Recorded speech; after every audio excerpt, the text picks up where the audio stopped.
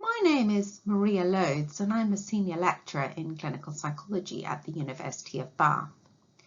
In this review paper, myself and Alice looked at how cognitive behaviour therapy has been adapted for adolescents with comorbid depression and chronic illness by doing a scoping review. So the background is that we know chronic illness, which can be defined as a chronic or long-term health condition lasting for at least 3 months where a cure is unlikely, is associated with higher than usual levels of depression, particularly in adolescents. So around 10 to 20% of young people who have a chronic illness also have depression. Now, these higher rates are more likely because of cognitive and behavioural responses to the illness, biological processes such as inflammation, which might make depression more likely, perhaps shared genetic vulnerability to both conditions, and also things like disruptions to sleep, so the way in which the chronic illness impacts on the young person's life. In terms of the aims of our study, we knew that there was emerging evidence for CBT in depression in adolescents with chronic illnesses. But we also know that actually CBT might need to be adapted for this population because of 2 reasons. One is the relationship between depressive symptoms and chronic illness symptoms are complex. But the other is that actually the symptoms of chronic illness itself might get in the way of doing CBT as we normally would. And prior to our review, no review had been undertaken of how studies that have looked at CBT interventions in young people with chronic illness have delivered that CBT in practice. So we aimed to scope the literature to find all the studies that might inform us about that. We chose to search 2 of the academic databases, and we conducted our searches between May and August of 2019, and we looked to include all the studies we could find that had adolescents who were aged between 11 and 19 years old, who had measured depression at baseline and that exceeded a clinical threshold, or where the primary aim of the study was to address depression. Those adolescents had a chronic illness that had been going on for at least 3 months, and the CBT intervention was aimed at the young person.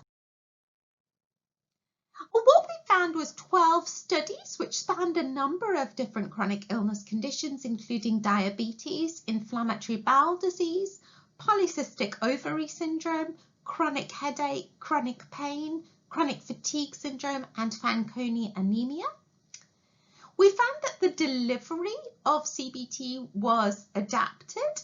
So, for example, we found that symptoms like fatigue were accommodated for in the way that CBT was done. So, therapists offered shorter sessions, or there were shorter, simpler worksheets.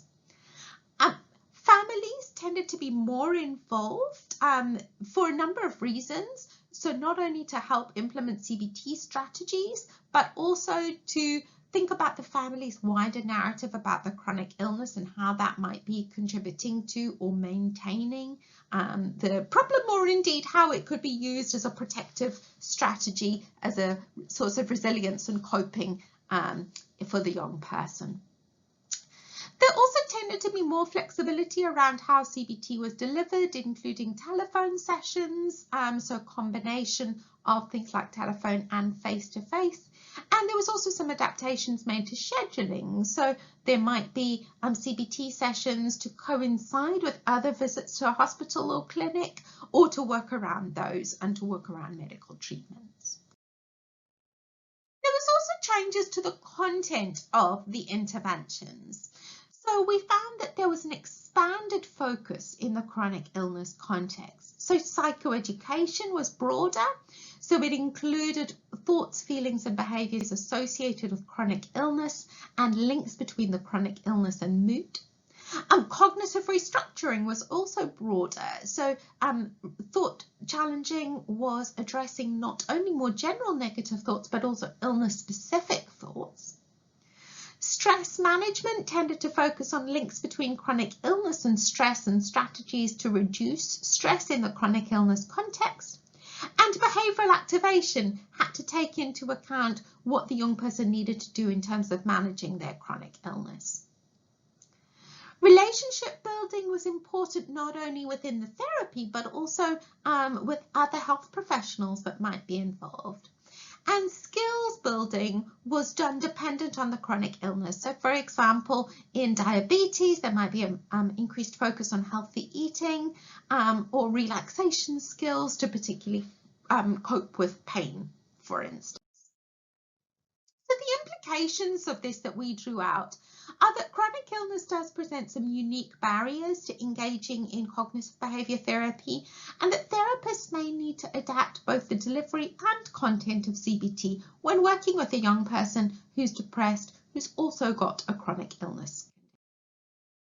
If you'd like any more information or to read our paper is published in Child and Adolescent Mental Health, but please also do tweet me or email me at the University of Bath. Many thanks.